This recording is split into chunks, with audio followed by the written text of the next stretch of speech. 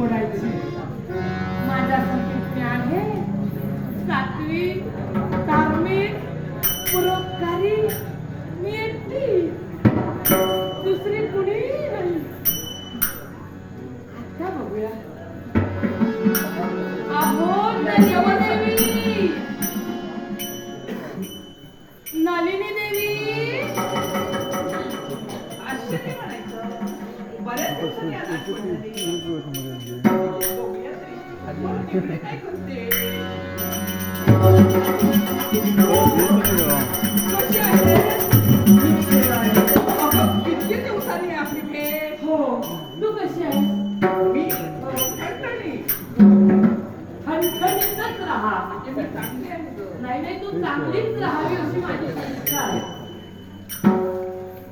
तू आधीच बरं झालं. काय? मी एका विचारात होते. कसला विचार? नाही म्हणजे इच्छा असून सुद्धा हा. त्याने असा निर्णय घ्यायला नको होता. कुणी? बरं.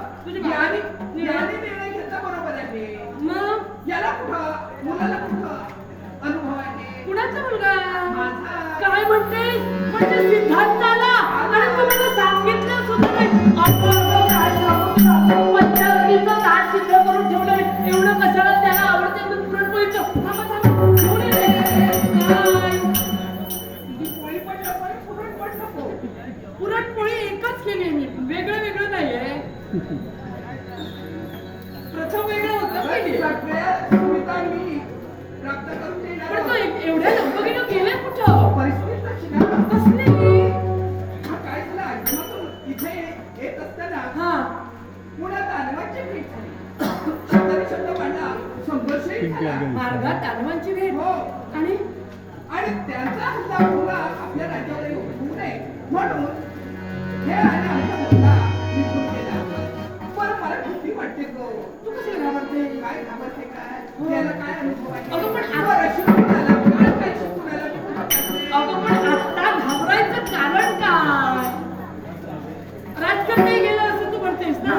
मग ते दोघेही शूरवीर आहेत आणि क्रूर ग्रहातून आला म्हणजे सर्व विद्या पारंगत केल्याशिवाय ते इथं पाठविणार नाहीत. काय सांगत नाही. आणि तू कशाला घाबरतेस? माझ्यापेक्षा एवढं काय पार्वती परमेश्वराच्या कृपेनं संकट आलं नाही म्हणजे मी नाही, असं काही होणार नाही. आणि चिंता करू नकोस. तू एक राजकन्या होतीस आणि आज वीर पत्नी आहेस. त्यामुळं संकट येणार नाही. अगदी निश्चिंत राहा. मग आता शांत बसायला हरकतच नाही. बसूया, पण बसायला वेळ नाहीये. थोडं महत्वाचं बोलायचं आहे.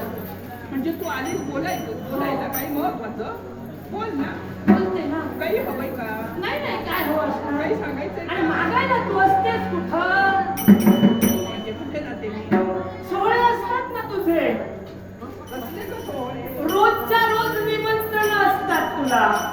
स्वागत सोहळा. काही जण तुझी खणाजळण ओटी सुद्धा भरतात. मानाची ना तू मोठी, बरोबर. म्हणून मानानं सगळीकडे तुला बोलावणं असतं. त्यामुळे आता कोणी बोलली तर मी त्या व्यक्तीला सांगेल, बाबांनो मला बोलवलं त्याप्रमाणे हिला सुद्धा बोलवा. अगदी बरोबर. नाही बोलवलं तरी मी तुझ्यासोबत येणार आहे. पण तू मला सांगत जा. सांगणार. हा, म्हणजे आज मला बोलवलंय. पण काय होतं, मी इथं आले की तुझी माझी गाठभेट होत नाही, म्हणून मी येणंच टाळते. मला मी काय आहे, काही गोष्टी सांगते हा.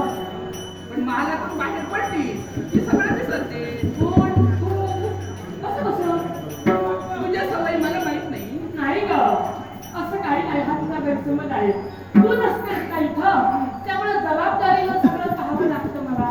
बरोबर. म्हणून माझी घरी होते ग प्रत्येक गोष्टी. बरं चल असू द्या. आपण असं तरी महत्वाचं हो. हे आता सांगितलंच ते महत्वाचं नाही. त्याच्यापेक्षा थोडं महत्वाचं. त्याच्यापेक्षा वेगळं आहे. काय काय राजकर्ते आले होते का? हो आले होते. आले होते. म्हणजे? काय झालं माहित आहे, रोजच्या पेक्षा जरा उशिराच आले.